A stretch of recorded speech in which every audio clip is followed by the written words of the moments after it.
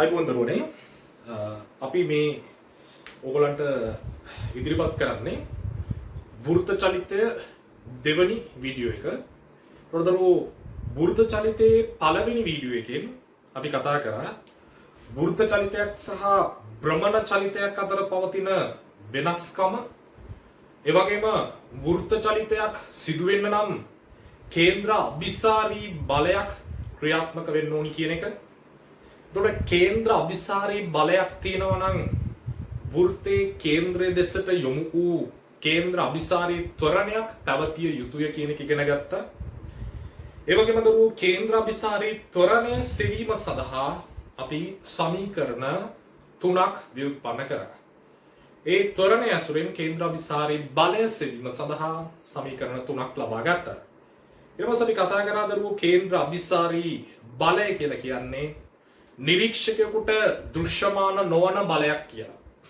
ඒක සැබවින්ම ඝර්ෂණය, අභිලම්බ ප්‍රතික්‍රියා බලය, ඒ වගේම ආතති බලය ආදී වූ වෙනත් බල මගින් ව්‍යුත්පන්න වන බලයක් කියන එක අපි පැහැදිලිව සාකච්ඡා කරා. ඊට පස්සේ ඝර්ෂණ බලය මගින් කොහොමද කේන්ද්‍ර අභිසාරී බලය සකස් වෙන්නේ? ඊට පස්සේ දරුවනේ අපි කතා කරා ආතති බලය මගින් කොහොමද කේන්ද්‍ර අභිසාරී බලය සකස් වෙන්නේ කියලා. ඒ ගණනය කිරීම කිහිපයක් අපි සිද්ධ කරා. මේ වීඩියෝ එකෙන් අපි කතා කරන්නේ දරුවෝ සිරස් වෘත්ත චලිතය ගැන. ලියාගන්න මාතෘකාවක් සිරස් වෘත්ත චලිතය. සිරස් වෘත්ත චලිතය. දරුවනේ මේ සිරස් වෘත්ත චලිතය අපට ප්‍රභේද දෙකකට බෙදලා වෙන් කරගන්න පුළුවන්. මේ ප්‍රභේද දෙකේ වෙනස ඔයාට ඒක ගැන කතා කරද්දිම අවබෝධ වෙයි. සිරස් වෘත්ත චලිතය අපි කොටස් දෙකකට බෙදලා තමයි දරුවනේ ඉගෙන ගන්නේ. ප්‍රභේද දෙකකට බෙදලා පළවෙනි ප්‍රභේදය ලියා ගන්න මෙන්න මෙහෙම. අංක 1 දාලා ලියා ගන්න.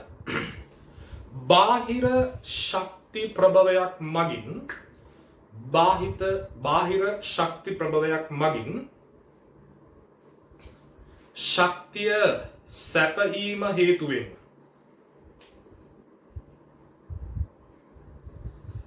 ගුරුත්වයට සිරස් තලයක නියත වේගයකින් වෘත්ත චලිතයේ යෙදෙන වස්තුන්. ගුරුත්වයට සිරස් තලයක නියත වේගයකින් වෘත්ත චලිතයේ යෙදෙන වස්තුන්. හොඳයි. ඒ ගැන තමයි දරුවෝ අපි මුලින්ම කතා කරන්නේ. ඊට පස්සේ අපි ඒ වගේම තවත් ප්‍රභේදයක් ගැන කතා කරනවා. දැන් බාහිර ශක්ති ප්‍රභවයක් මගින් ශක්තිය සපයමින් ගුරුත්වයට සිරස් තලයක වෘත්ත චලිතයේ යෙදෙන වස්තුවක් අපි කතා කරමු. එන ශක්තිය සැපයීමක් සිද්ධ කරනවා මෙතනදී බාහිර ශක්ති ප්‍රභවයක් මගින්. අපි දරුවෝ මේක වැඩිදුර මේක ගැන විස්තර කිරීමකින් තොරව පොතරම පැහැදිලි වෙයි. අපි ගානකින් මේක ගැන කතා කරමු. ලියාගෙන දරුවනේ මෙන්න මේ ආකාරයට ගානක්. අපි ඒක දාගමු මෙන්න මෙහෙම. උදාහරණ 1 කියනවා. උදාහරණ 1. මම මේ ගාන පොඩක් පැහැදිලි කරලා ඉන්නම් ගාන ලියන්න ඉස්සෙල්ලා. මෙන්න මේ ආකාරයට උදාහරණ 1. දරුවනේ වස්තුවක් නියත වේගයකින් සිරස් වෘත්ත චලිතයක නියැලෙනවා. මේ විදිහට දරුවෝ බාහිර ශක්ති ප්‍රභවයක සහභාගීත්වයක් නැතුව නියත වේගයකින් සිරස් වෘත්ත චලිතයේ යන්න විදියක් නැහැ.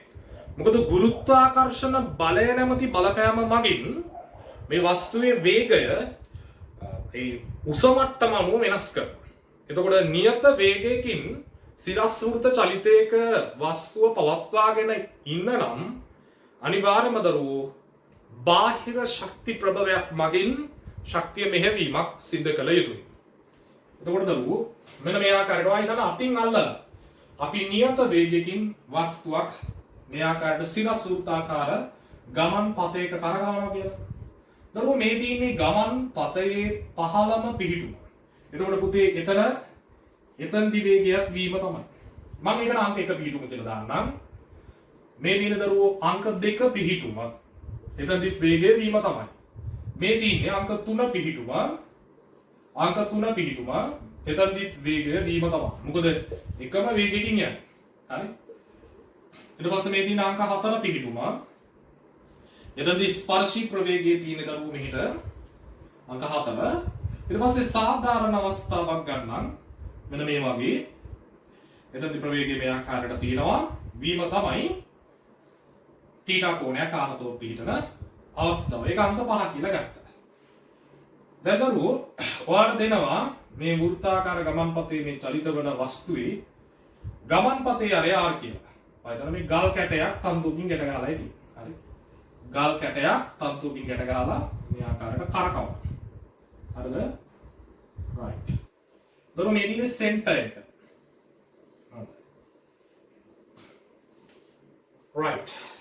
දැන් ඒවනම් උදාහරණ අංක 1 කියලා දාලා මේ රූප සටහන ඇඳගෙන මෙන්න මෙහෙම ලියන්න. මේ රූප සටහන ඇඳගෙන ලියා ගන්න පැත්තකින් රූපේ දක්වා ඇත්තේ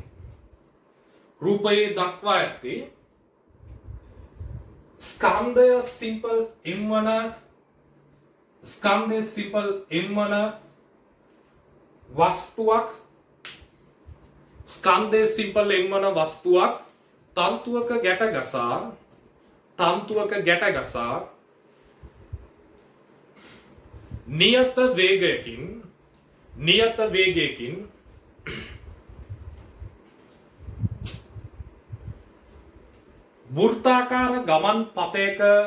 නියත වේගයකින් වෘත්තාකාර ගමන් පතයක ගෙන යන අවස්ථාවකි. නියත වේගයකින් වෘත්තාකාර ගමන් පතයක ගෙන යන අවස්ථාවකයි. හොඳයි. රෝමිලකම් 1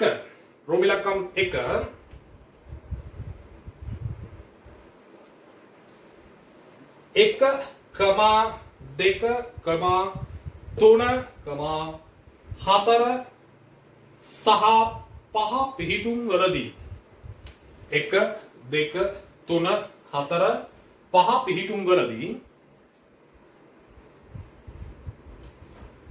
තන්තුවේ ආතතීන්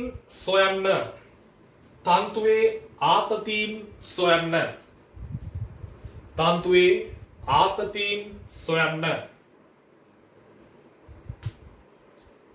හොඳයි දරුවනේ.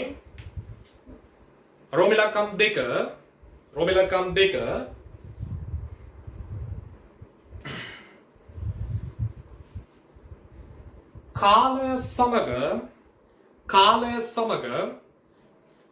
කාලය සමග තන්තුවේ ආතතිය විචලනය වන අයුරු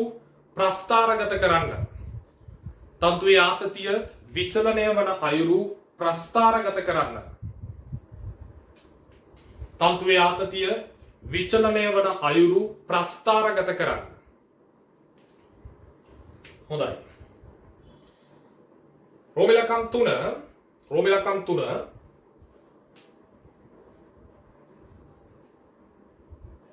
වෘත්ත චලිතය පවත්වා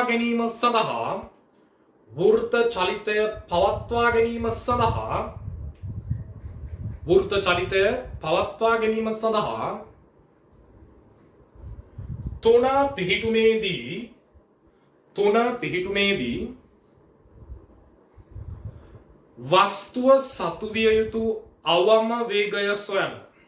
තුන පිහිටුමේදී වස්තුව සතු විය යුතු අවම වේගය සොයන්න. හොඳයි. දරුවනේ එහෙනම් අපි වැඩේ පටන් ගමු. මෙන්න මෙහෙමයි. පළවෙනි කී කියනවා දරුවෝ 1 2 3 4 5 පිහිටුම් වලදී තන්තුවේ ආතතිය හොයන්න. එක පිහිටුමේදී තන්තුවේ ආතතිය මම T1 කියලා දාගන්නවා. මම T1 මෙන්න මේ ආකාරයට සකස් කරගන්න පුළුවන්. හරි. එතකොට දරුවෝ දෙක පිහිටුමේදී ආතතිය T2 කියලා ගන්නවා. 3 පිහිටුමේදී ආතතිය T3 කියලා ගන්නවා. හරි. ඊට පස්සේ දරුවෝ 4 පිහිටුමේදී ආතතිය T4 කියලා ගන්නවා. හරිද? 5 පිහිටුමේදී ආතතිය T5 කියලා ගන්නවා. දැන් දරුවෝ එහෙමනම් අපි T1 හොයමු. මම දැන් මේ රූමිලාකම් එකේ උත්තර ටිකයි ලියන්නේ. මම ගන්න දරුවෝ එක පිහිටුම. එක පිහිටුම. එක පිහිටුම සලකලා මේ බලන්න එක පිහිටුමේදී වස්තුව තියෙන විදිය. ඉහළට ආතති බලය ක්‍රියාත්මක වෙනවා. T1 දරුවෝ වස්තුවේ බර තියෙනවා පල්ලෙහාට. mg ප්‍රවේගය මෙන්න මේ ආකාරයට තියෙනවා. දැන් කොහොම නමුත් වෘත්ත චලිතයක් සිද්ධ වෙන්න නම් කේන්ද්‍රය දෙසට කේන්ද්‍ර අභිසාරී බලයක් තියෙනවා. එහෙනම් දරුවෝ මම දානවා F සමානයි MA කේන්ද්‍රය දෙසට. හරිද? F සමානයි MA කේන්ද්‍රය දෙසට දැම්මම කේන්ද්‍ර අභිසාරී බලය සකස් වෙන්නේ ආතති බලයෙන් බර අඩු වුණාමයි. මොකද කේන්ද්‍රයේ දෙසට තියෙන්නේ T1 ඉනිවතට තියෙනවා mg එකක්. ස්කන්ධය m කේන්ද්‍රයේ දෙසට තියෙන ත්වරණය හෙවත් කේන්ද්‍ර අභිසාරී ත්වරණය විවර්ග බෙදීම r වෙනවා. එහෙමනම් දරුවනේ T1 කියන එක හොයාගන්න පුළුවන් m විවර්ග බෙදීම r ධන g. මෙයා මෙහෙට ගෙනිච්චම ධන mg නේ. ඒ ධන mg වලින් m එකක් එළියට ගත්තම g එකක් ඉතුරු වෙනවා. ඔන්න T1 එක හෙව්වා. ලොකු දෙයක් නෙවෙයි කරේ. කේන්ද්‍රයේ දෙසට F සමානයි MA දැම්ම පමණයි. ඊට පස්සේ දරුවෝ මේ විදිහටම මට පුළුවන් දෙක පිහිටුමට. දෙක පිහිටුම සලකන්න. දෙක පිහිටුම. දෙක පිහිටුම සලකලා බලන දරුවෝ දෙක පිහිටුමේදී මේ තියෙන්නේ මෙන්න මේ ආකාරයටයි තියෙන්නේ. ඉහළට චලනය වෙනවා. මේ පැත්තට තියෙන වස්තුව මත ආතති සංරචකය T2. එතකොට දරුවෝ කේන්ද්‍රයට ලම්බක ලෙස තමයි බර ක්‍රියාත්මක වෙන්නේ. කොහොම නමුත් වෘත්ත චලිතය පවත්වා ගන්න නම් අනිවාර්යෙන් කේන්ද්‍ර අභිසාරී බලයක් තියෙනවා. එහෙනම් දරුවෝ කේන්ද්‍රයේ දෙසට ධර්ම දෙක පිහිටුමේ සිට සමානයි MA. දැන් කේන්ද්‍ර අභිසාරී බලය සකස් කරන්නේ ආතතියෙන්ම පමණයි. ඒතර කෙනෙක් කියන්න පුළුවන් එතකොට සර් mg දරුවෝ කේන්ද්‍රයේ දෙසට අංශක 90ක් ගන්න තමයි තියෙන්නේ. ඒතර බලමකින් බලපෑමක් එල්ල වෙන්නේ නැහැ. එහෙනම් T2 සමානයි m කේන්ද්‍ර අභිසාරී ත්වරණය විවර්ග බෙදීම r වෙනවා. ඔන්න විදිහට T2 හෙව්වා. එහෙනම් එක පිහිටුම දැම්ම දෙක පිහිටුම සලකුවා. දැන් දරුවෝ තුන පිහිටුමට යන්නයි හදන්නේ. තුන පිහිටුම. දැන් එක පිහිටුම ගත්තා දෙක පිහිටුම ගත්තා. දැන් තුන පිහිටුම ගන්න දරුවෝ මම මේක මකන්නම්. තුන පිහිටුම. නැත්නම් මම මේ උපසරහන් ළඟම හදන්න. ඔය අර වගේ පිළිවෙලට ලියාගෙන යන්න ඕනි. තුන පිහිටුම සලකුවෝ තින් බලන්න. කේන්ද්‍රයේ දෙසට බල දෙකක් තියෙනවා. මොනවද? T3 තියෙනවා. ඊට අමතරව දරුවෝ බර තියෙනවා mg. එහෙනම් මෙතනදී කේන්ද්‍ර අභිසාරී බලය mg ධන T3 වෙනවා. mg ධන T3 වෙනවා. දරුවෝ තුන පිහිටුම අපි ගමු. මේක මම මකනවා.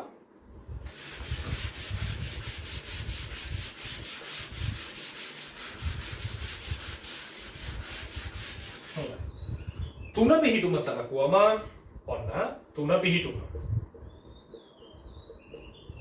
තුන පිහිටුම සලකලා දරුවෝ මොකද කරන්නේ? කේන්ද්‍රයේ දෙසට දානවා F සමානයි MA. මම ඒක වෙනම රූපයක් ඇඳේ නැහැ. වෙනම රූපයක් ඇඳලම කරන්න ඒක ගොඩක් හොඳයි. ඔන්න බලන්න. පල්ලෙහාට තියෙනවා mg තියෙනවා. ඊට අමතරව දරුවෝ T3 තියෙනවා. මෙහෙට ප්‍රවේග සංරචකය. දැන් මම කේන්ද්‍රයේ දෙසට කේන්ද්‍රයේ තියෙන පල්ලෙහානේ නේද? F සමානයි MA. කේන්ද්‍රයේ දෙසට F සමානයි MA දැන්. කේන්ද්‍රයේ දෙසට තියෙනවා දරුවෝ කොච්චරක්ද? mg ධන T3.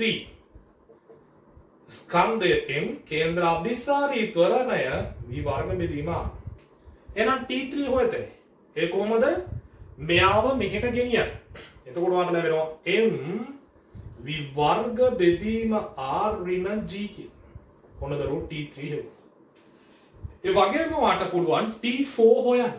හතර පිහිටුම සලකමු. හතර පිහිටුම. හතර පිහිටුම හරියටම දරුවෝ දෙක පිහිටුම වගේමයි. විශේෂත්වයේ කේන්ද්‍ර අධිසාරී බලයේ දිශාව වෙනස් වීම පමණයි. වෙන හතර පිහිටුමේ වස්තුව තියෙනවා. වස්තුවේ බර පල්ලෙහාට තියෙනවා. බර මගින් කේන්ද්‍රය දෙසට බලපෑමක් නැහැ. කේන්ද්‍රය තියෙන්නේ මෙහෙනේ නේද? කේන්ද්‍රය දෙසට තියෙන්නේ T4 පමණයි. හරි? දැන් දරුවෝ කෙලිම කේන්ද්‍රය දෙසට x සමානයි ma දැම්මා.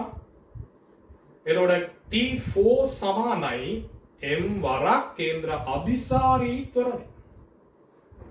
දැන් T1 හෙව්වා, T2 හෙව්වා, T3 හෙව්වා, T4 හෙව්වා. දරුවෝ ඊට පස්සේ අපිට හොයන්න තියෙන්නේ කාවද? මෙන්න මේ පිහිටුම. මේ පිහිටුමේදී, ඒ කියන්නේ පස්වන පිහිටුමේදී ආතති බලය. පස්වන පිහිටුමේදී ආතති බලය හොයද්දී මොකද බලන්න? මෙන්න මේ ආකාරයට දරුවෝ මෙයාගේ බර ක්‍රියාත්මක වෙනවා පල්ලෙහාට. mg. හරි? තොරතුරු මේ කෝණය θ නම් මම මෙන්න මේ පාදය පොඩ්ඩක් දිග්ගස්සනවා. එතකොට සමාන්තර රේඛා අතර f හැඩේ කෝණ අනුරූප කෝණ සමාන නිසා මේක θ. එහෙනම් දරුවෝ කේන්ද්‍ර දෙසට f සමානයි මේ දැම්මොත් පස්වෙනි පිහිටුම මොන මම මේක ගලවලා ගන්න දරුවෝ ආපහු රූපයක් අඳින්න යන්නේ නැහැ පහ පිහිටුම. හරිද? පහ පිහිටුම සලකනවා. පහ පිහිටුම සලකුවම මම දානවා කේන්ද්‍රය දෙසට f සමානයි මේ. කේන්ද්‍රය දෙසට තියෙනවා T5 කියන බලයක්. ආපස්සට තියෙනවා මේ රේඛාව ඔස්සේම ආපස්සට තියෙනවා mg cos θ කියලා බලයක්. එහෙනම් T ඍණ mg cos θ සමානයි m v වර්ග බෙදීම r. හරිද? දැන් වාට පුළුවන් T5 උක්ත කරගන්න. මෙයා මෙහෙට පන්නන්න. එතකොට mg cos θ මෙහෙට ගියාම ධන mg cos θ වෙනවා. m එකක් එළියට ගත්තා. v වර්ග බෙදීම r ධන g cos θ කියලා ගන්නවා. දැන් දරුවෝ අපි T5 ඒ ආකාරයට හෙව්වා. බලන්න ලොකු දෙයක් කරේ නැහැ. ඒ පිහිටුම් වලදී කේන්ද්‍රය දෙසට f සමානයි මේ දැම්ම. එතකොට 2 සහ 4 පිහිටුම් වලදී බරේ බලපෑමක් ආවෙන්නේ නැහැ. මොකද බර කේන්ද්‍රය දෙසට වස්තුවේ සිට කේන්ද්‍රය දෙසට යන රේඛාවට ලම්බකවයි පිහිටි. හැබැයි දරුවනේ අනිත් අවස්ථාවලදී බර මගින් ආතතියට බලපෑමක් එල්ල වෙලා තිබ්බා. ආතති බලය වැඩි වීමට හෝ අඩු වීමට බර හේතුවක් වුණා.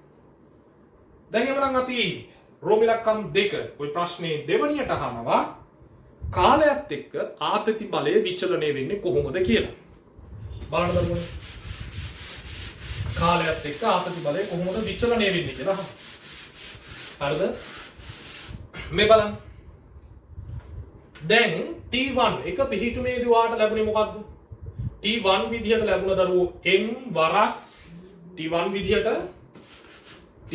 වාට ලැබුණා m වරක් v වර්ග බෙදීම r ධන g. මේක තමයි දරුවෝ වැඩිම අගය ආතතිය සදාල වෙච්ච. T2 විදිහට ලැබුණා mv වර්ග බෙදීම r. T3 විදිහට ලැබුණා m v වර්ග බෙදීම r ඍණ g. ඊට පස්සේ T4 විදිහට ලැබුණා ආපහු mv වර්ග බෙදීම r. T5 විදිහට සාධාරණ අවස්ථාවකදී අපට ලැබුණා කොහොමද mv වර්ග ධන g මෙතන v වර්ග බෙදීම r එකක් වෙනවා. v වර්ග බෙදීම r ධන g cos θ කියලා. හරිද? දැන් එනවා අපි ප්‍රස්ථාරය අඳිමු. ඔන්න බලන්න දරුවෝ ප්‍රස්ථාරය එන විදිය. ආතතිය කොහොමද කාලයත් එක්ක විචලනය වෙන්නේ? කාලයත් එක්ක. හරි? දරුවෝ හරියටම වෘත්තය සම්පූර්ණ කරොත් අපි ඒක කාලාවර්තයක් විදියට හඳුන්වනවා. එක් වටයක් යන්න ගතවන කාලය විදියටයි ඒක හඳුනගන්නේ. හරිද? කාලාවර්තය. මොකක්ද දරුවනේ කාලාවර්තය කියලා කියන්නේ? මම t dash කියලා ගන්න එක් වටයක් යන්න ගතවන කාලය. එක් වටයක් යන්න ගතවන කාලය. එතකොට මෙතනින් පටන් ගමු. මම ගන්නම් මෙන්න මේ ආකාරයට පොඩි රේඛාවක්. හරි. දරුවනේ මෙන්න මේකේ අගේ දැන් තැන් දෙකකදී මෙන්න මේ එකම උත්තරය ඇවිල්ලා තියෙනවානේ. mv වර්ග බෙදීම r කියලා දාගන්න. හරි. ඔක තමයි මැද පොයින්ට් එක. එතකොට mv වර්ග බෙදීම r කියන උත්තරේ ලැබුණ දරුවෝ හරියටම කාලාවර්තයෙන් 4න් පංගුවක් ගියා. මොකද මෙතන ඉන්නේ කාලය පටන් ගන්න. වෘත්තයක් ගිහිල්ලා ආපහු මෙතනටම ආවොත් කාලාවර්ත 1යි. එතකොට මෙතනට එනකොට දරුවෝ කාලාවර්තයෙන් 4න් පංගුවයි. හරිද? කාලාවර්තයෙන් 4න් පංගුවක් වෙද්දී මේ පිහිටුමේ ඉන්නවා. ඒ වගේම දරුවෝ කාලාවර්තයෙන් 2න් පංගුවක් වෙද්දී කොයි පිහිටුමේද කියලා බලන්න ඕන. දෙකෙන් එකයි t1 වෙද්දී. t dash හොඳයි. ඊට පස්සේ කාලාවර්තයෙන් හරියටම 4න් 3ක් වෙද්දී කොහොමද කියලා බලන්න ඕනේ. කාලාවර්තයක් වෙද්දී කොහොමද කියලා බලන්න. කාලාවර්තයෙන් 4න් 1 සහ 4න් 3 වෙනකොට දරුවෝ 4න් එකක් ආවයි කියන්නේ මෙතන.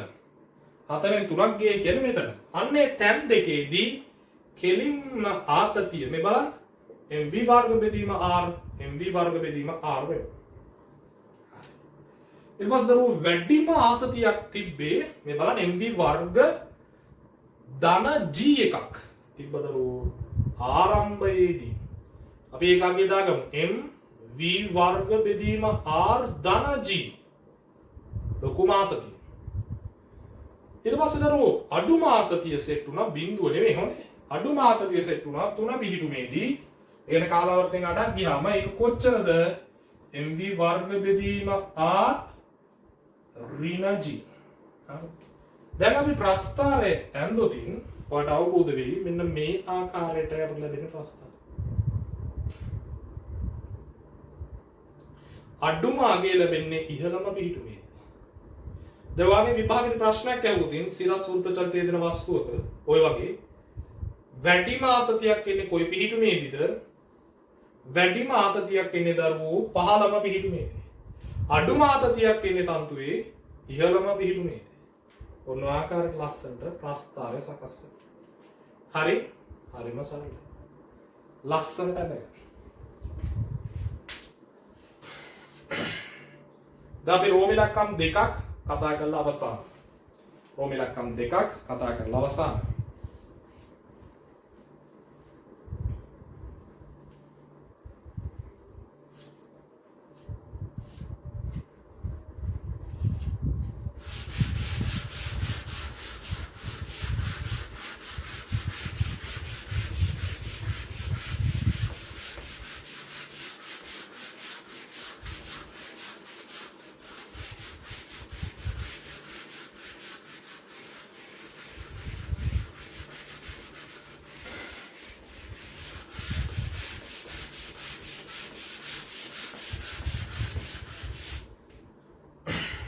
හොඳයි.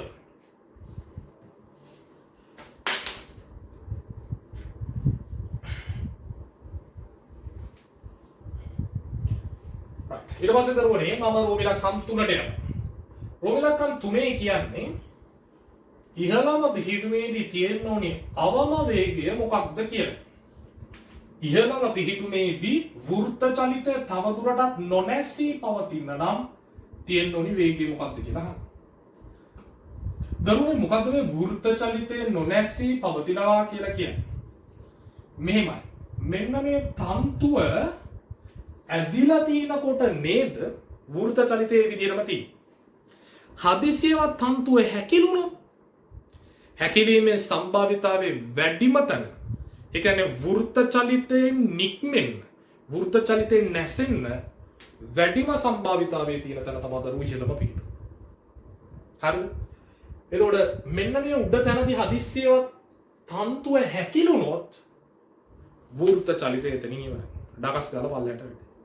ඒක නිසා දරුවෝ තේරුම් ගන්න. මෙන්න මේක තමයි වෘත්ත චලිතේ විනාශ වීමේ සම්භාවිතාවය වැඩිම තැන. වෘත්ත චලිතය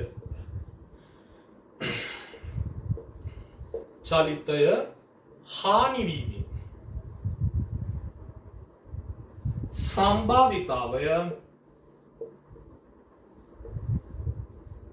වැඩිම ස්ථානය. ඒ විදිහටම ලියා ගන්න. දොරදොරෝ මෙතනදී චලිතය හානි වන අවස්ථාව ගත්තොත් ඒ කියන්නේ තන්තුව හැකිලෙන අවස්ථාවනේ. එහෙනම් අපි ගමු තන්තුව හැකිලෙන්න ඔන්න මෙන්න අවස්ථාව සලකමු. මොකද තන්තුව හැකිලුනොත් මෙහෙම වෘත්තාකාර ගමන්පතේ යන්නේ නැහැ. මේ වස්තුවේ බරක් තියෙන හින්දා තන්තුව හැකිලෙන්න ඔන්න මෙන්න අවස්ථාව සලකමු. මෙතෙන්දී ආතතිය අපි ගත්තා T3 කියලා. පල්ලෙහාට තියෙනවා බර mg. එහෙනම් දරුවෝ මම දැම්ම f සමාන m පල්ලෙහාට බල දෙකක් තියෙනවානේ. mg ධන T3 mv වර්ග බෙදීම r. එතකොට T3 සමානයි බිඳුව අවස්ථාව තමයි මොකක්ද? වෘත්ත චලිතය හානි වෙන්න පටන් ගන්න අවස්ථාව. නැත්නම් වෘත්ත චලිතය නැතිවීම ආරම්භන අවස්ථාව. T සමානයි බිඳුව අවස්ථාවේදී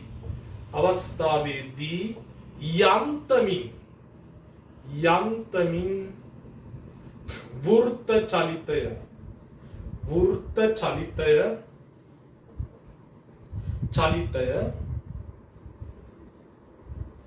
පැවතිය හැක. නැත්නම් වෘත්ත චලිතය හානි වෙන්න පටන් ගන්න දරුවෝ T සමානයි බිඳුව අවස්ථාවේදී. තව වෘත්ත චලිතය හානි වෙන්න ආරම්භ වන තැන. හරිද? එතකොට T3 සමානයි බිඳුව අවස්ථාවේදී යන්තමින් වෘත්ත චලිතය පැවතිය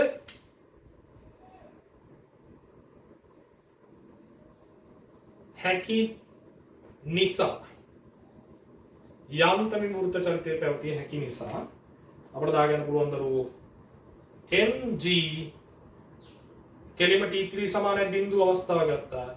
යන්තමින් වෘත්ත චලිතය පවත්ව ගන්න අවශ්‍ය වේගය වන්න පුළුවන් gr වල වර්ගමූලය කියලා. gr වල වර්ගමූලය. දරුවනේ මතක තියාගන්න T3 සමානයි බිඳුව අවස්ථාවේදී තමයි යන්තමින් වෘත්ත චලිතය පවතින්න පුළුවන්. හරිද? යන්තමින් වෘත්ත චලිතය පවතින්න පුළුවන් මේ. එහෙනම් තියෙන්න ඕනේ අවම වේගය තමයි gr වල වර්ගමූලය කියලා කියන්නේ. හරි. right. ඒ වන්දරු ඒ කොටසත් හරි අවම වේගය හුවා gr වල වර්ගමූලය කියලා. හොඳයි. දැන් අපි තව ගානකට යමු. මෙන්න මේ ආකාරයට. දැන් මේ කතා කරේ දරුවෝ බාහිර ශක්ති ප්‍රභවයක් මගින් ශක්තිය සපයමින් නියත වේගයකින් වෘත්ත චලිතයක් පවත්වා ගන්න අවස්ථාවක්. ඊට පස්සේ මම කියවනේ මේකේ ප්‍රභේද දෙකක් තියෙනවා කියලා. අංක 1 දාලා තමයි ලිව්වේ බාහිර ශක්ති ප්‍රභවයක් මගින් ශක්තිය සපයමින් නියත වේගයකින් වෘත්ත චලිතය පවත්වා ගන්න අවස්ථාව කියලා. අංක 2 දාලා ලියන්න දරුවෝ මෙන්න මෙහෙම. අංක 2 ගුරුත්වාකර්ෂණ ශේෂ්ත්‍රය මගින් ගුරුත්වාකර්ෂණ ශේෂ්ත්‍රය මගින්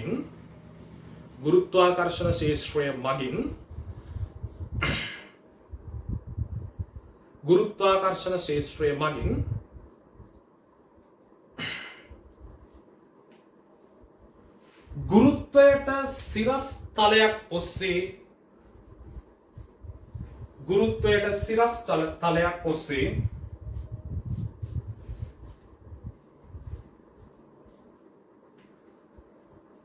වෘත්ත චලිතයේහි නියැලෙන වස්තුව.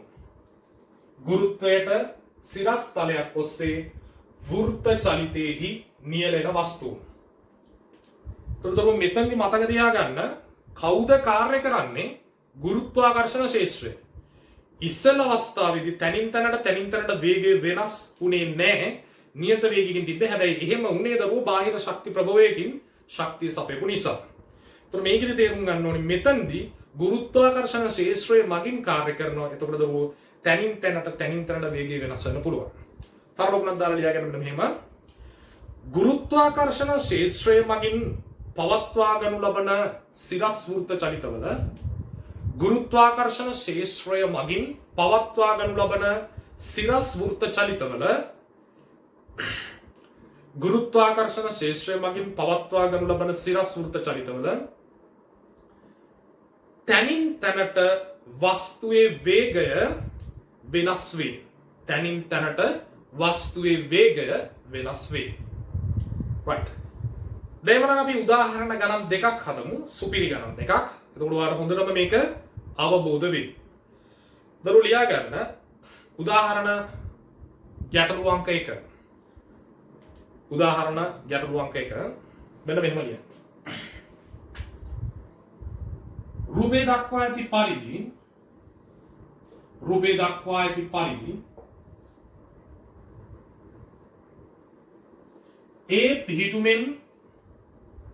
පිහිටුමෙන් නිදහස් කරන ලද වස්තුව රූපේ දක්වා ඇති පරිදි පිහිටුමෙන් නිදහස් කරන ලද වස්තුව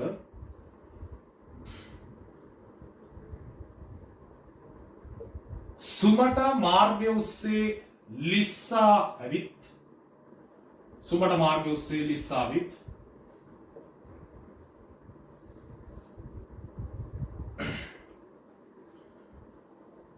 සිරස් වෘත්තාකාර ගමන් පෙතක චලනය වේ. අර ආර් වූ සිරස් වෘත්තාකාර ගමන් පෙතක චලනය වේ. අරය ආර් වූ සිරස් වෘත්තාකාර ගමන් පෙතක චලනය වේ.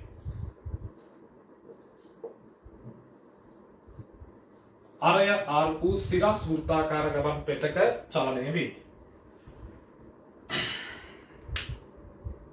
right. බලන්න දරුවනේ ඒ වලදී වස්තුව මුදා හරිනවා.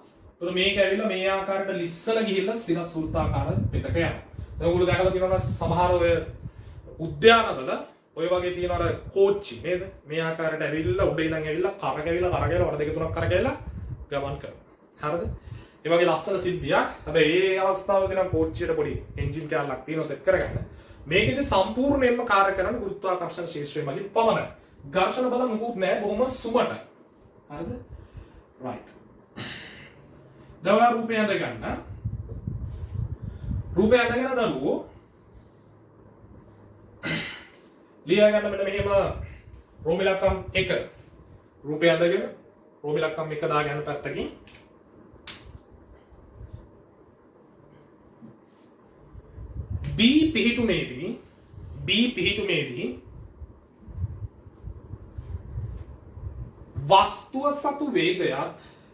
B පිහිටුමේදී වස්තුව සතු වේගයත්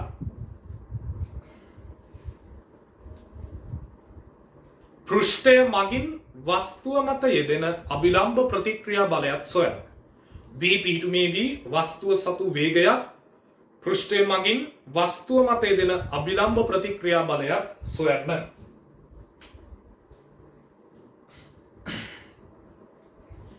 right. ඊට පස්සේ දරුවෝ C පිහිටුමේදී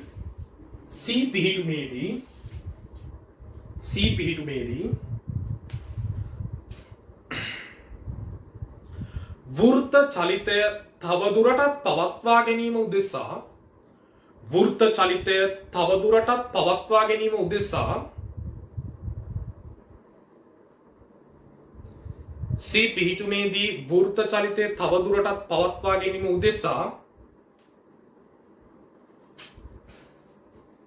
capital H උස සඳහා පැවතිය යුතු අවම අගය සොයන. capital H උස සඳහා පැවතිය යුතු අවම අගය සොයන. capital H උස සඳහා පැවතිය යුතු අවම අගය හොයන. right. දැන් බලමු දරුවනේ අපි කොහොමද මේ ගාන ගොඩ දාගන්නේ කියලා. capital H උස සඳහා පැවතිය යුතු අවම අගය සොයන්න කියලා දුන්නේ. අපි බලමු. දරුවනේ මේ ගුරුත්වාකර්ෂණ ශේෂ්ත්‍රය මගින් කාර්ය කරන නිසා මේ වගේ අවස්ථාවලදී ගාන ගොඩ දාගන්න පුළුවන් අපට යාන්ත්‍රික ශක්ති සංස්ථිති නියමය පාවිච්චි කරලා. දැන් මේ වස්තුව මේ ආකාරයට සුමට මාර්ගය ඔස්සේ ලිස්සගෙන ඇවිල්ලා B පිහිටුමට ළඟා වෙනවා. මේ B පිහිටුමේදී එයාට හිමිවන වේගය VB කියලා ගන්නවා. එහෙනම් මම රෝම ඉලක්කම් 1 හදන්න යන්නේ A සහ B පිහිටුම් වලට A සහ B පිහිටුම් වලට දානවා යාන්ත්‍රික ශක්ති සංස්ථිති නියමයි. එතකොට දරුවෝ A පිහිටුමේදී මුළු ශක්තිය මොකක්ද? A පිහිටුමේදී විභව ශක්තියක් තිබ්බා. මම ගන්නම් මෙන්න මේක විභව ශූන්‍ය මට්ටම කියලා. ගාන හදද්දී මුලින්ම මේ විභව ශූන්‍ය මට්ටම සලකුණු කරගෙන ඉන්න. ඒතර විභව ශූන්‍ය මට්ටම කියලා ගත්තොත් A පිහිටුමේදී තිබ්බ යාට කොච්චරක්ද ශක්තියක් මෙයාගේ ස්කන්ධයෙන් හොඳේ විභව ශක්තියක් තිබ්බා mgh කියලා. හැබැයි මුදා හැරීමක් සිද්ධ කරපු නිසා දරුවෝ චාලක ශක්තියක් තිබෙන්නේ නැහැ. ඒතකොට A පිහිටුමේදී මුළු ශක්තිය වෙන්නේ මේ විභව ශක්තිය දන චාලක ශක්තිය. ඊට පස්සේ දරුවෝ B පිහිටුමට එනකොට විභව ශක්තිය බිඳුවක් වෙනවා. මොකද විභව ශූන්‍ය මට්ටමට ඇවිල්ලා ඉන්නේ. චාලක ශක්තියක් තියෙනවා 2න් 1යි m VB වර්ග කියලා. දැන් අපි මේක සුළු කරගෙන ගියොත් mgh සමාන වෙනවා 2න් 1යි m VB වර්ග වලට. m ටීම් කැපිලා ගියා. වර්ග ලැබෙනවා 2ක් gh වල වර්ගමූලය තමයි VB කියන්නේ කියලා. එමනම් දරුවනේ B පිහිටුමේදී වස්තුව සතුවන වේගය හෙව්වා. මොකක් පාවිච්චි කළද හෙව්වේ? යාන්ත්‍රික ශක්ති සංස්ථිති නියමය. නමුත් දරුවනේ ඊට ඉස්සෙල්ලා ගානේ එහෙම හෙව්වේ නැහැ. එහෙම හොයන අවශ්‍යතාවයක් තිබ්බේ නැහැ. නියත වේගයකින් ගමන් කරේ. එහෙම නියත වේගයකින් ගමන් කරේ බාහිරින් ශක්තියක් සැපයුවොතින් පමණයි.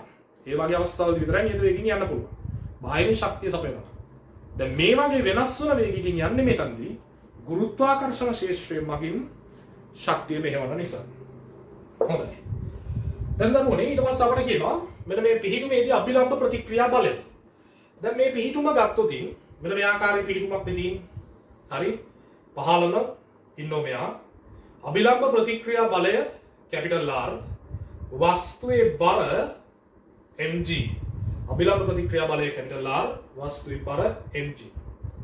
දැන් දරුවෝ බලන්න කේන්ද්‍රයේ දෙසට අපිට පුළුවන් f සමානයි ma යොදන්න. එතකොට කේන්ද්‍රයේ දිහාවට තියෙන බලය කේන්ද්‍ර අභිසාරී බලය සකස් වෙන්නේ R ඍණ mg වලින්. ස්කන්ධේ m කේන්ද්‍රයේ දෙසට තියෙන ත්වරණය v වර්ග බෙදීම r. එතකොට vb වර්ග බෙදීම r වෙනවා. එතකොට දරුවෝ කෙලින්ම vb වර්ග වෙනුවට වඩා දාගන්න පුළුවන් මොකක්ද? මේ බලන්න vb කියන්නේ 2ක් gh වල වර්ගමූලය. එවනම් vb වර්ග වුණාම මේ වර්ග ලකුණ නැති වෙලා යනවා. එතකොට 2ක් gh යට තියෙනවා r එකක්. මෙතන දරුවෝ r ඍණ mg වෙනවා. දැන් මොකද වෙන්නේ? දැන් ඔයාලට පුළුවන් අභිලම්බ ප්‍රතික්‍රියා බලය හොයාගන්න. මෙයා මෙහෙට පන්නන්න දරුවෝ. එතකොට ඔයාලට ලැබෙනවා mg එකක් එළියට ගන්න පුළුවන්. මෙතන තව ඉතුරු වෙනවා 2ක් h බෙදීම r. වගේ මේ mg මෙහෙට ගියාට පස්සේ ධන mg වෙනවනේ. ධන එකක් සෙට් වෙනවා. මොන ආකාරයේ අභිලම්බ ප්‍රතික්‍රියා බලයක් B පිහිටුමේදී වස්තුව මත ක්‍රියාත්මක වෙනවා. හරිම සරලයි. හරිම සරලයි. දැන් දරුවෝ ඊළඟට මම කතා කරන්න යන්නේ රෝම ඉලක්කම් 2. දැන් ඔයාලට අවශ්‍ය දේවල් තියෙනවා නම් ඒ වීඩියෝ එක බලන ගමන් ඒව නාත්ත ලියා ගන්න. දැන් රෝම ඉලක්කම් 2 කියනවා. දැන් රෝම ඉලක්කම් 1 කිව්වේ මොකද්ද? B පිහිටුම පසු කරන වේගයයි B පිහිටුමේදී අභිලම්බ ප්‍රතික්‍රියා බලයයි. රෝම ඉලක්කම් 2 කියන්නේ මෙන්න මේ වගේ සංසිද්ධියක්. රෝම ඉලක්කම් 2 කියනවා C පිහිටුමේදී යන්තමින් වෘත්ත චලිතය පවත්වා ගන්න නම්. ඒ කියන්නේ දරුවෝ වස්තුව මෙහෙම කරකැවිලා C පිහිටුමෙන් පල්ලෙහාට වැටෙන්නේ නැතුව වෘත්ත චලිතය තව දුරටත් පවත්වා ගන්න නම්. හරි මෙන්න මේ h උසට තියෙන්න පුළුවන් අවමාගය කොච්චරද කියලා යහ. දරුවෝ මම C පිහිටුම ගන්න. මේ බලන්න. C පිහිටුම මේ වගේ එකක්. හරි. එතකොට මේ වස්තුව පෘෂ්ඨයේ ගැටිලා තියෙනවා නම් අභිලම්බ ප්‍රතික්‍රියා බලය R. පල්ලෙහාට වස්තුවේ බර තියෙනවා mg. හරි? දැන් එහෙනම් කේන්ද්‍රයේ දෙසට අපි x සමානයි ma දැම්මම කේන්ද්‍ර අභිසාරී බලය කේන්ද්‍රයේ දෙසට තියෙන බලය සකස් වෙන්නේ R ධන mg වලින්. ස්කන්ධයේ m මේ මොහොතේදී තියෙන්න ඕනි ප්‍රවේගය vc නම් කේන්ද්‍ර අභිසාරී ත්වරණය vc වර්ග බෙදීම r වෙනවා.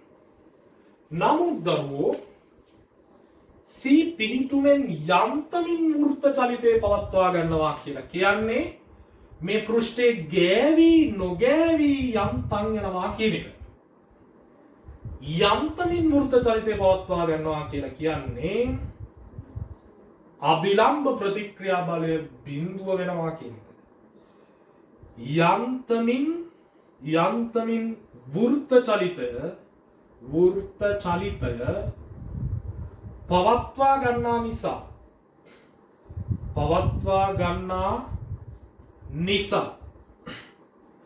කැපිටල් R කෙලින්ම බිඳුවක් වෙනවා. හරි? එතකොට දරුවෝ මෙතන ලැබෙනවා mg සමානයි m vc වර්ග බෙදීම r m ට m පාටස් කෙලින්ම වර්ග ලැබෙනවා vc වර්ග කියලා කියන්නේ gr කියලා. මතු ප්‍රයෝජන උදෙසා මෙයාව මේ ආකාරයට කොටු කරලා තියනවා. හරි.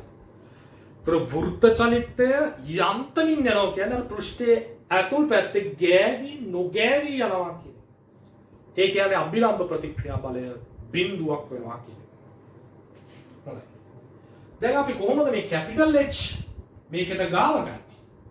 ඒතර මේ ශක්ති සංස්ථිති නියමය යොදමු. කොහොමද?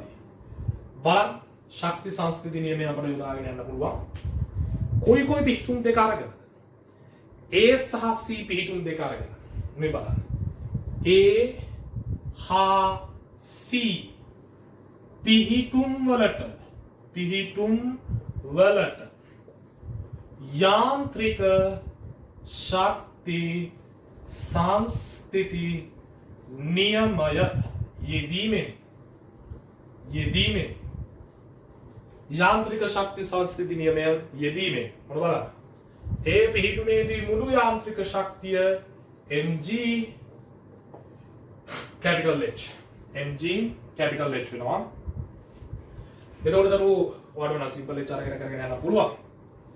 mg capital H අර ඉස්සෙල්ලා vb හොයද්දි දරුවෝ ඒකේ h වලට capital H එන්න ඕනි දෙකක් gh ගනිද්දි mg capital H ධන බිඳුවයි චාලක ශක්තිය බිඳුවයි. තුරුදරු විභව ශක්තිය අපිට ගන්න පුළුවන්. විභව ශක්තිය mgh C පිහිටුමේදී විභව ශක්තිය කොච්චරද? mg දෙකක් කාර් වෙනවා. mg දෙකක් කාර් වෙනවා. චාලක ශක්තිය දෙකෙන් එකයි mvc වර්ග වෙනවා. දෙකෙන් එකයි mvc වර්ග වෙනවා. දැන් දරුවෝ අපිට පුළුවන් mg capital H මේක mg දෙකක් r ධන දෙකෙන් එකයි m vc වර්ග කියන්නේ දරුවෝ මේ තියෙන්නේ gr වලට gr. දැන් එහෙනම් m එකක් කපමු. මෙන්න මේ ආකාරයට m එකක් කැපුවා. දැන් දරුවෝ හැම එකෙම g එකකුත් කපතයි. දැන් capital H සමාන වෙනවා දෙකක් r ධන r බෙදීම දෙක. ගන්න පොදු හරයක් දෙකයි මේක හතරක් වෙන්න ඕනේ. එතකොට පහක් r බෙදීම දෙකක් කියලා ලබනවා. එහෙනම් ඔන්න රෝම ඉලක්කම් දෙකේ උත්තර එව්වා. රෝම ඉලක්කම් එකේදී ආපු උත්තර මොනවද බලන්න. නැවතවතාවක් රෝම ඉලක්කම් එකේදී අපර ලැබුණා VB. මෙන්න මේ පිටුමේදී තියෙන ඕනේ වේගය කොච්චරක් කියලාද? දෙවාරයක් කොහොමද? දෙවාරයක් දරුවනේ කොහොමද ආවේ? මෙතන mgh එක සමාන කරා දෙකෙන් එකයි mv වර්ග වලට. ඒතර mt කැපිලා ගියානේ නේද?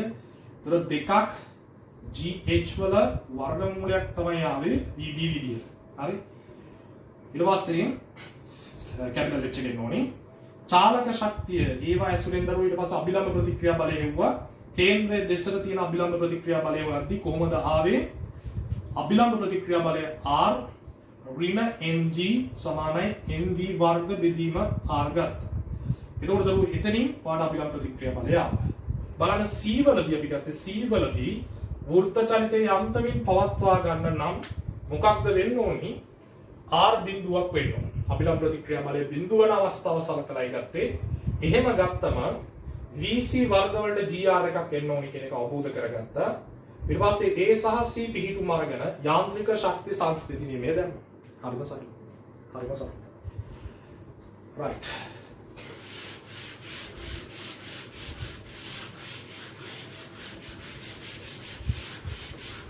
දරුවනේ අපි උදාහරණ ගණන් දෙකක් කතා කරා විදි දෙකට අනුරූපීව. තව එක ගානක් ලියගන්න. තව එක ගානක්. මේක උදාහරණ දෙක. හරි? මොකක්ද ගාන? දරුවෝ මෙන්න මේ ආකාරයට සුමට අර්ධ ගෝලාකාර අස්තරයක් තියෙනවා. මේ අස්තරේ ඒ පිහිටුවෙන් වස්තුවක් නිදහස් කරන අංශුවක්. මේකේ ආරය කැපිටල් R අපි සිම්පල් R දාගමු. එතකොට මෙයා මෙහෙම ඇවිල්ලා දරුවෝ යම් මොහොතකදී ලිස්සලා මේ පෘෂ්ඨයෙන් ඉවත් වෙනවා. ඔය විදිහට. ඒ ඉවත් වන මොහොතේදී මෙන්න මෙතන සකස් වන කෝණය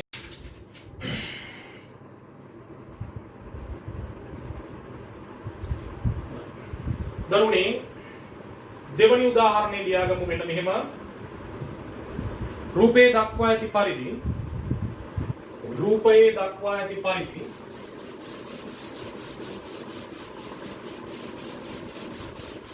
සුමට අර්ධ ගෝලාකාර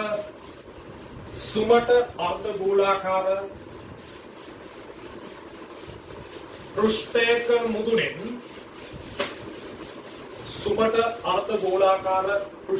මුදුනෙන්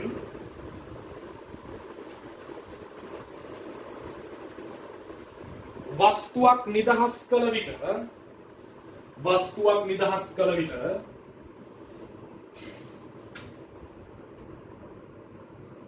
එම වස්තුව පෘෂ්ඨය ඔස්සේ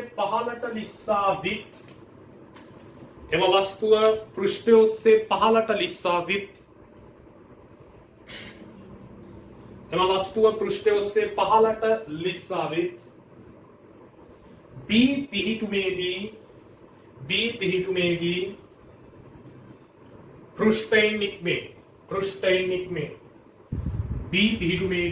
පෘෂ්ඨයෙන් නික්මේ.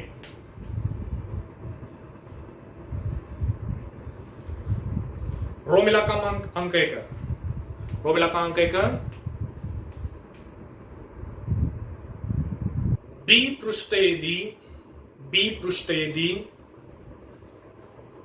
B පෘෂ්ඨයේදී වස්තුව මත යෙදෙන දරු හදාගෙන B ස්ථානයේදී හොඳ පෘෂ්ඨයේදී නෙමෙයි B ස්ථානයේදී වස්තුව මත යෙදෙන අභිලම්බ ප්‍රතික්‍රියා බලය කොපමණද? B ස්ථානයේදී වස්තුව මත යෙදෙන අභිලම්බ ප්‍රතික්‍රියා බලය කොපමණද? දෙවෙනි එක.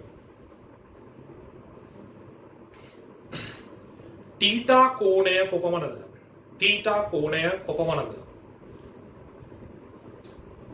දරු මෙතනින් අතාරින වස්තුව ලිස්සගෙන ඇවිල්ලා මෙන්න මෙතනින් පෘෂ්ඨයෙන් නික්මෙනවා. දරු පෘෂ්ඨයෙන් නික්මෙනවා කියලා කියන්නේ තව දුරටත් පෘෂ්ඨයත් එක්ක සම්බන්ධයක් නැහැ. ඝට්ටනයක් නැහැ. එන අභිලම්බ ප්‍රතික්‍රියා බලය බිඳුව. රෝමිලකම් අංක 1 පිළිතුර බිඳුව. B හිදී අභිලම්බ ප්‍රතික්‍රියා බලය බිඳුව. එතකොට මේ වස්තුවේ බර ක්‍රියා කරනවා මෙන්න මෙහෙට. හරි? mg. එතකොට මේ කෝණය θ නම් මේ කෝණයක් θ. මේ මොහොතේදී පෘෂ්ඨේ නික්මුණත් දැන් තමයි නික්මෙන්නේ. තාමත් හැබැයි වෘත්ත චලිතයට අනුගතයි. ඒක නිසා එක් සමානයෙන් මේ දැම්මා කේන්ද්‍රයේ දෙසට. හරි? කේන්ද්‍රයේ දෙසට. මොකද තාමත් වෘත්ත චලිතයේ නියැලෙනවා. එහෙනම් කේන්ද්‍රය දෙසට කේන්ද්‍ර අභිසාරී බලය සකස් කරන්නේ මේ මොහොතේදී mg cos theta මගින්. ස්කන්ධය m මේ මොහොතේදී ප්‍රවේගය vb කියලා ගන්න. vb වර්ග බෙදීම r. හරි. දැන් ඔයාට ලැබෙනවා gr cos theta තමයි vb වර්ග කියන්නේ කියලා. මේ රෝමි ලක්කම් දෙකයි හදාන යන්නේ. ඔක තියාගන්න. දැන් මම ශක්ති සංස්කෘති නියමය පාවිච්චි කරනවා. a හා b නැත්නම් a හා b අවස්ථාවලට මම දානවා යාන්ත්‍රික ශක්ති සංස්ථිති නියම. දරුවෝ මෙන්න මේ පල්ලෙහාම පිහිටුම විභව ශුන්‍ය මට්ටම කියලා ගන්න. තුල මෙතන විභව ශක්තිය හොයදේනේ. මෙන්න මේ උස කොච්චරද දරුවෝ? මෙන්න මේ උස ඔයාලට ලැබෙනවා r cos theta කියලා. r cos theta. හරි. එහෙමනම් මෙන්න බලන්න පළවෙනි පිටුමේදී මුළු ශක්තිය mgr. හරි. දාන විභව ශක්තිය mgr උනාට චාලක ශක්තිය බිඳු. මොකද එතන ඉන්නේ අතාරින්නේ. දෙවන පිටුමේදී විභව ශක්තිය කොච්චරද? mgr නෙවෙයි r cos theta. cos theta මෙන්න මේ උසනේ මෙතන තමයි මෙතන තියෙන උස. r cos theta. හරිද? mgr cos theta.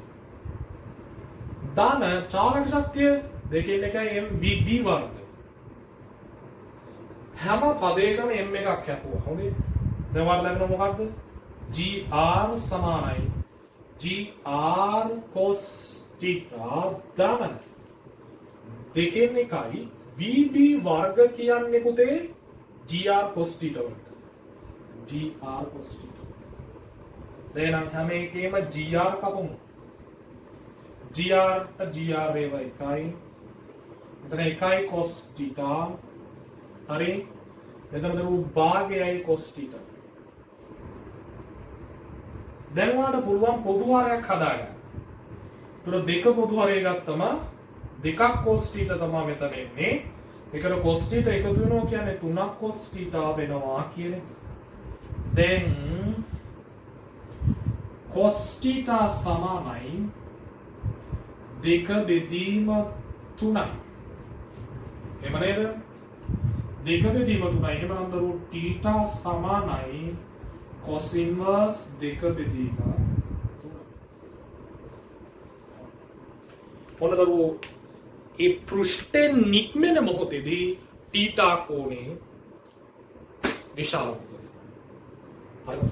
මේ සුපිරි ගණන් ටිකක් හැදුවේ. බොහොම වැදගත් ගණන් ටිකක් වෘත්ත චලිතය. right.